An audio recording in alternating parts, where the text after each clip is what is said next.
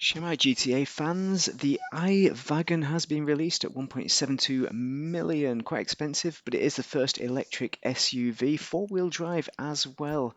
So I'm going to answer the question, is it worth it? But I'm going to mainly focus on performance with regards to off-road capability. This is not an off-road car, but I'm quite interested to see what occurs. I've speeded up the customization because, quite frankly, there isn't a lot of it.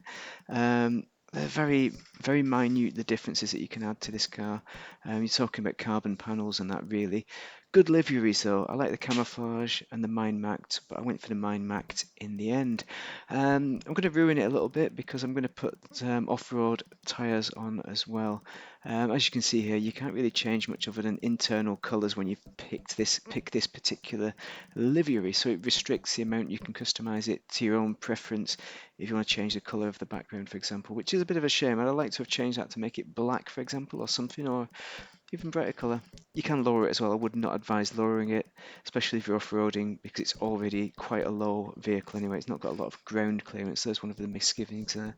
So there's the wheels I decided on, off-road wheels. Obviously bulletproofed as well. Everything is to the max engine-wise. So let's test it in the city first, just a quick drive.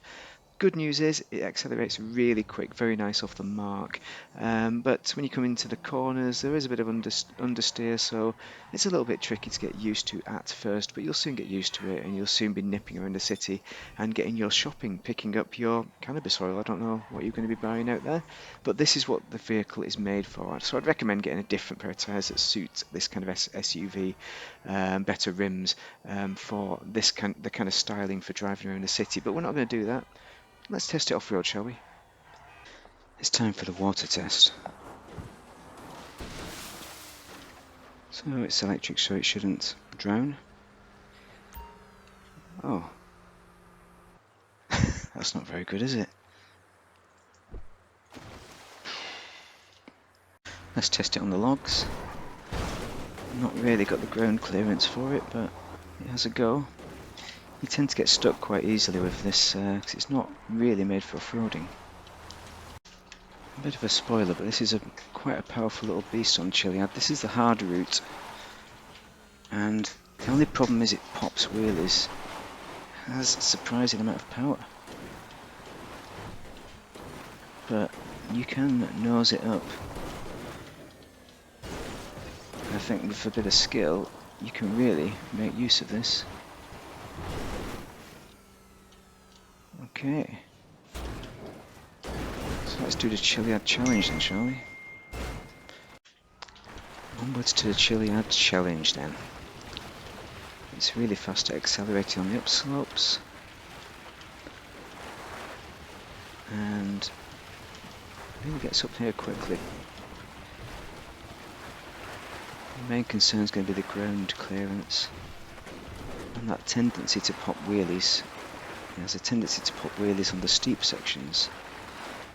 Oops, that's not good. Come on. That's no good, is it? Driver error. Okay, I think we're going a bit off-piste here. Let's just stay away from the steep area. Let's say slow and steady up. No problem, just aiming for those two rocks.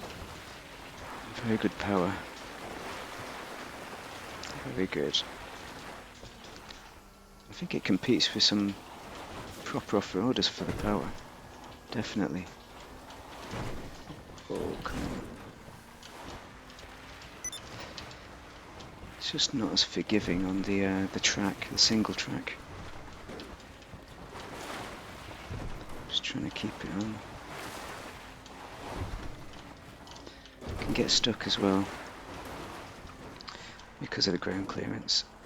Okay, let's just try different routes here.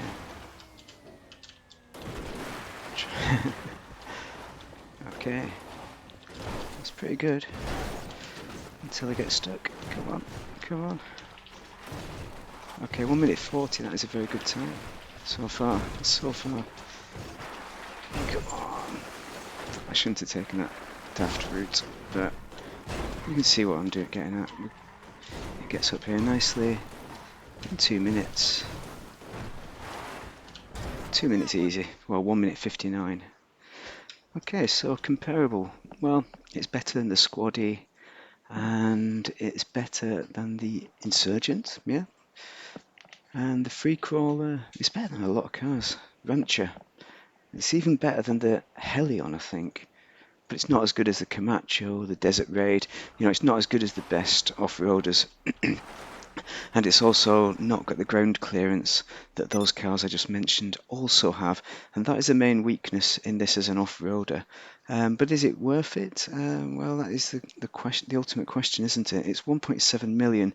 If you had better ground clearance on this vehicle, I'd say it'd be worth it, and we could do a better power distribution so it didn't pull wheelies on the steep parts. But yeah, can't really recommend it as an off-roader. And as an SUV, I don't know. I don't know if it's really worth it for me. I don't think so. Maybe if it was on discount, I'd buy it for novelty value of having an electric powered SUV. However, it makes an interesting off-roading experience on the whole. So it may well be useful to somebody out there, but just not for me. So not a recommended vehicle this week. I think I'll be waiting for the upcoming ones. But if it had Imani tech, that would be a different story, but unfortunately it does not have Imani tech, and that's the main kind of downfall. Customization, not great either. It's alright, it has some good options, but again, it doesn't really reflect the high price of this vehicle. So anyway, if you found that useful, do drop a like and a subscribe, but thank you very much for watching, and have a great day if you're in GTA.